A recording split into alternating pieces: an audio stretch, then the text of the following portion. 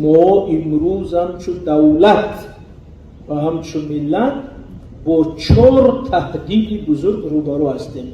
ولی شما میگید ما در خوجند گشتیم، همه جا گل و گلزار، همه جا باغ زیبا، کجا دست همون خطر که قدر از خطر میگوید. انا برای ما میگه که برای درکی که همین خطر از کجاست شما همین 4 نقطه درتون دارید. ما امروز 4 خطر رو در اطراف احساس میکنیم. یکم خطر گئوپلیتیکی. گئوپلیتیکی یعنی سیاسی، و معنی اینکه قدرت‌های گوناگون، دولت‌های گوناگون، قدرت‌های منطقوی جهانی تلاش دارند که در این منطقه نفوذ و جایگاه داشته باشند. زیرا منطقه آسیای مرکزی یک جای بسیار پرخریدار جهان است، یک نقطه مهم جهان که در اینجا منفعتی هم روسیه، هم چین، هم امریکا، هم اتحادیه اروپا، هم کشورهای منطقه مثل ایران و ترکیه و سعودی و گوناگون کشورها در اینجا منفعتش به هم روبرو بشن. مثلا اگر خریطه جهان هم خیلی تصور کنید، یک کشور دوری امریکای جنوبی مثل چیلی در یک جایی که وجود نه تأثیر خیتای هست، نه تأثیر روسیه هست، نه تأثیر اروپا هست، دور آزاد کارش کرده گشته. ولی ما در جای قرار داریم که همه میخواد اینجا نفوذ داشته باشد، حضور داشته باشد، منفعت داشته باشد. همین جای گرفتن ما در سری راهی همین برخوردی تمدن ها و منفعت ها و قدرت ها خودش یک عامل تهدید آفر است که این میتونه عامل مثبت شود برای رشد رابطه ها. در این زمان باز این عامل تهدید است. مثلا هر یکش میخواهد که با من باش، با او نباش. شما یک روی خطی اشتراکی پرزیدنت جمهوری تاجیکستان در فوروم های جهانی را بین خلقی را ترتیب دهید.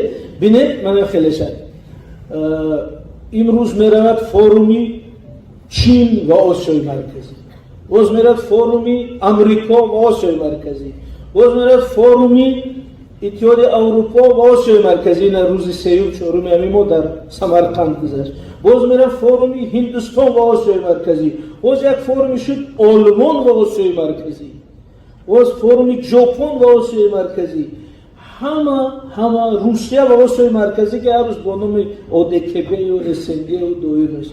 بنابراین همینا چی میگویند؟ همش دعوت میکنن. اگر خلاصه گپ شده میگه که با من باش، با اونا نباش. این قدرتش میگه با من باش، اینش میگه با من باش، اینش میگه با من باش. اگر با من نباشی با 3 نقطه تهدید، یعنی خیلی تهدید ها، یعنی خیلی خطر ها. برای همین ما در این 4 مشکل قرار داریم. نام همین تهدید و تنگنای گئوپلیتیکی. وقتی که خطری بیرونی را احساس میکنید شما میدونید که چه با کدام نزاکت همین گویا که یک ظرفی بسیار ارزشمندی بلوری در دستت باشد باید همون را نغلطانده بذارید. اما برای ما میگم که هر روزی ثبات و امنیتی همین کشور یک قهرمانی رهبریتی دولت است. باز تنهای ایدئولوژی چیه؟ همزمان با او سیاست، فشارهای سیاسی، فشارهای ایدئولوژی. ببینید چندین لایحه، هر ایدئولوژی بالای ملت ما، بالای منطقه ما در حال تحمیل شدن.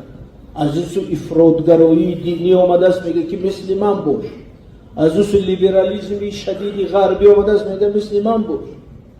بنابراین همه میخواد ما رو فرو برد. این افراطگرایی آمده است میگه تاریخی تو، زبانی تو، عرف و عادتی تو، نامهای تو، همه چیزی تو، نوروزی تو حرام. تو باید مثل من پوشی، مثل من فکر کنی، مثل من گپ زنی، مثل من زندگی کنی. لباست حتی مثل من باشد. یعنی این یک دعوا، یک هجوم ایدئولوژی بالای ملت است. همون گونه با دیگرش میگه که مثل من باش.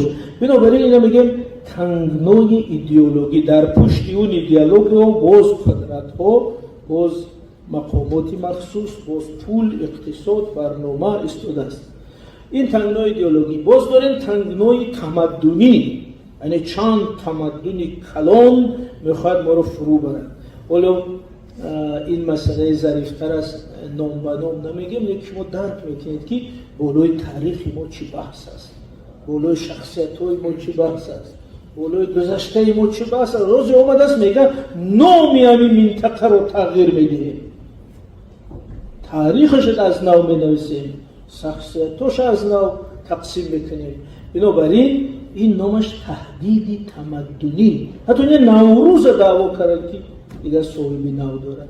بنابراین نام همین تهدید تمدنی و در عین زمان تهدید اقتصادی یا تنگنای اقتصادی برای ریسورس ها یا برای ثروت ها، برای امکانیت های این منطقه یک جنگ بزرگی در جریان است که شما شاید خبراش میشنوید، ولی تحلیلگر چی فرق داره از استفاده کننده عادی؟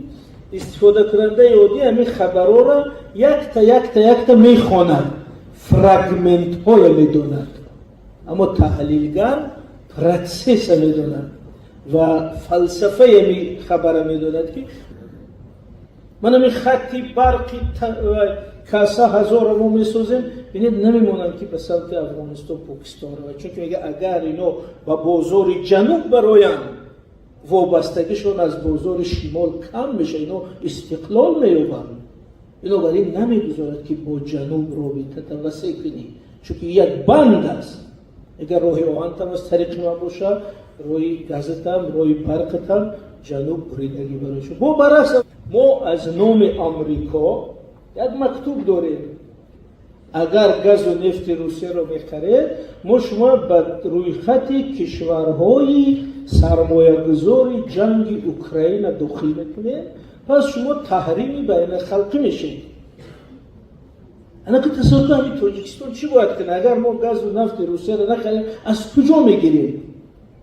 حتی راه آهن نیست که مثلا از ایران گیریم یا از کجای دیگه گیریم.